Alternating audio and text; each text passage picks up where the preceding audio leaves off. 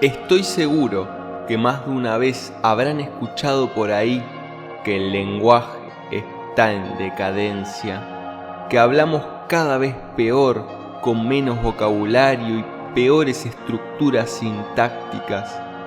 Esta misma idea básica puede aparecer de muchas formas distintas.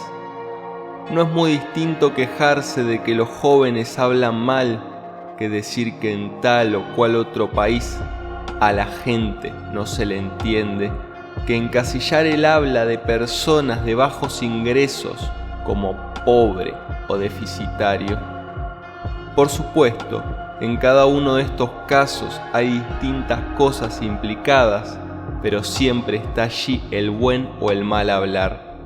Y es común la creencia de que, con el tiempo, esta situación tiende a empeorar. ¿Es esto simplemente un prejuicio boomer o tiene algo de cierto? Pero esta queja no viene tan solo desde el lado estilístico, sino que existe también la preocupación de que al perder elementos de la lengua, se pierda a su vez recursos para el pensamiento, lo que conllevaría una supuesta disminución de la inteligencia a nivel global. En este video nos proponemos indagar esta cuestión desde distintos ángulos para intentar llegar a una conclusión acerca de si el lenguaje está en decadencia o no. Además, nos preguntaremos si el adquirir más vocabulario y una mejor calidad gramatical puede inferir en nuestras capacidades intelectuales.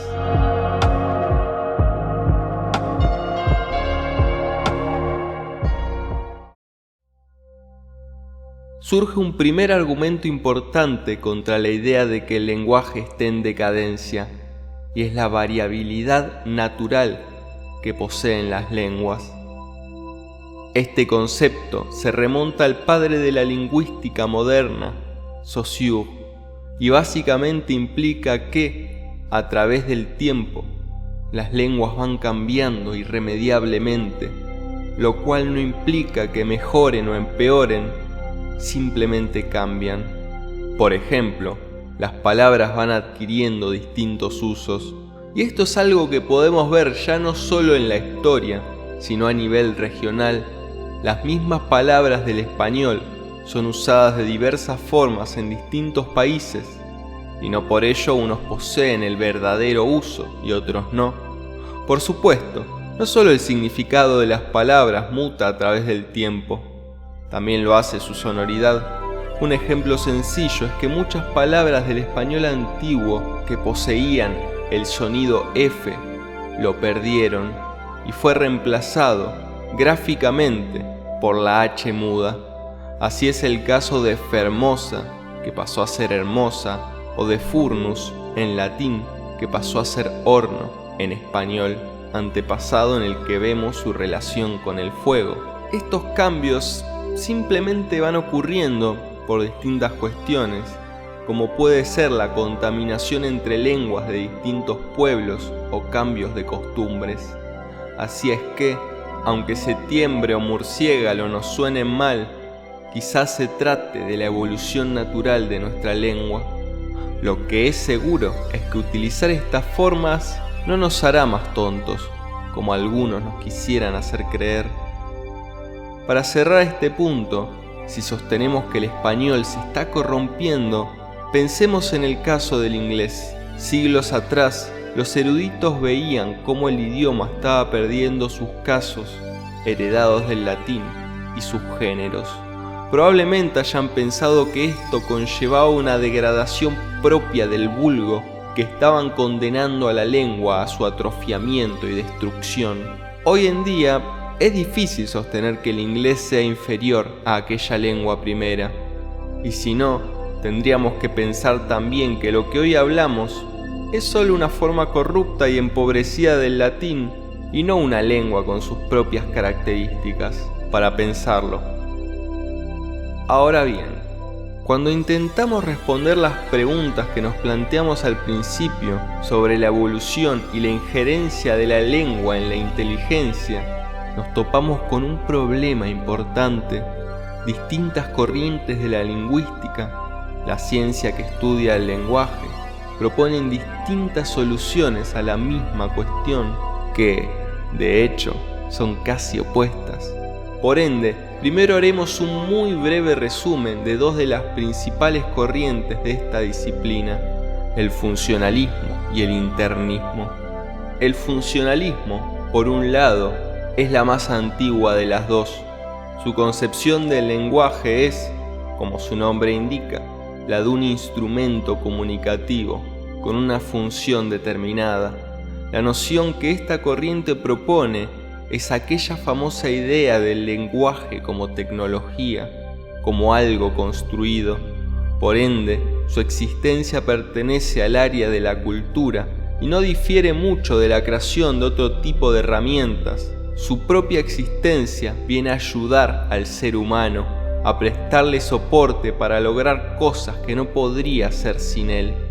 Siguiendo esta línea, llegamos a la noción de que las distintas lenguas pueden modificar la forma en que pensamos, pueden influir de distintas maneras en nuestras capacidades.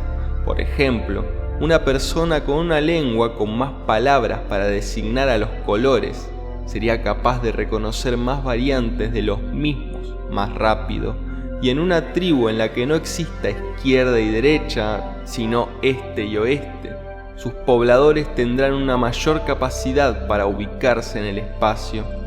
Entonces, desde este punto de vista, la lengua sí puede mejorar o empeorar nuestra calidad de pensamiento, por lo que una disminución en su vocabulario conllevaría una pérdida en nuestras cualidades para razonar. Y además, parándonos del lado de esta corriente, la lengua sí puede echarse a perder, porque al ser una construcción cultural, esta va emparejada con el resto de cuestiones sociales, como el arte, que, ante determinados periodos de malestar, puede verse reducido. Todo lo anterior suena muy convincente, ¿no? Bueno, gracias a un personaje particular, hoy en día podemos cuestionárnoslo.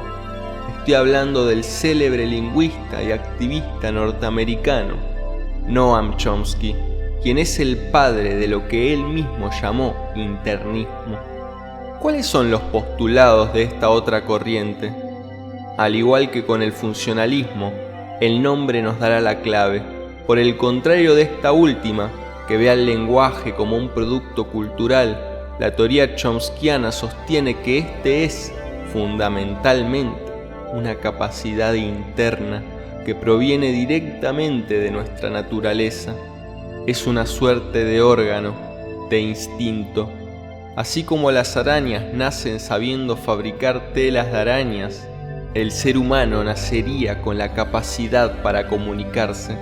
Por supuesto, hablamos siempre del lenguaje, que refiere a la capacidad, y no a la lengua, que corresponde al idioma puntual de cada región y que sí tiene injerencias culturales. Por ende, la forma en que nos expresamos no puede alterar cómo pensamos, porque justamente el habla proviene de cómo pensamos. Es parte íntegra de nuestro cerebro, y de esto podemos deducir que el lenguaje no puede estar en decadencia porque no posee evolución. Según esta teoría, la forma en la que se comunicaban hace 5000 años no estaría menos desarrollada que en la que nos comunicamos hoy. Llegamos al momento de la verdad.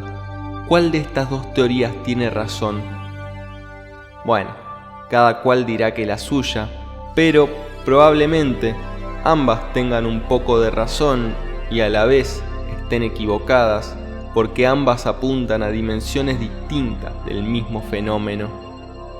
Por ende, para lo que nosotros estamos intentando desarrollar, ambas tienen elementos que pueden sernos útiles. Retomando cosas que ya planteamos, podríamos pensar que, en vez de utilizar los jóvenes una versión atrofiada de la lengua, tienen un dialecto distinto, con sus propias normas, sus propios significados y formas. Entonces, su habla no sería más pobre, sino distinta. También así con el caso de los estratos sociales más bajos, muchas veces criticados por su forma de hablar. Desde el punto de vista del internismo, el lenguaje es una capacidad innata, por lo que no podemos pensar que sus expresiones sean peores que las de otros grupos sociales. De hecho, si lo pensamos, la forma que tiene cada sociedad de expresarse les sirve para comunicar lo que ellos quieren, sea el rango etario y social que sea. Esta necesidad se suple correctamente. El problema surge cuando una persona que no pertenece a ese grupo intenta comunicarse con él y la cosa falla. Pero esto no debería verse como un error de la otra persona, sino que corresponde a ambos lados por tener usos diferentes del lenguaje. Entonces, lo que vemos es que no hay tanto una cuestión de hablar mal o bien, sino de utilizar códigos distintos que ya no se vinculan solamente con lo lingüístico, sino que se enraizan directamente en lo social. Como ya dijimos, la lengua sí se vincularía, aún para el internismo, con aspectos culturales, a diferencia del lenguaje, que es la capacidad intrínseca y natural.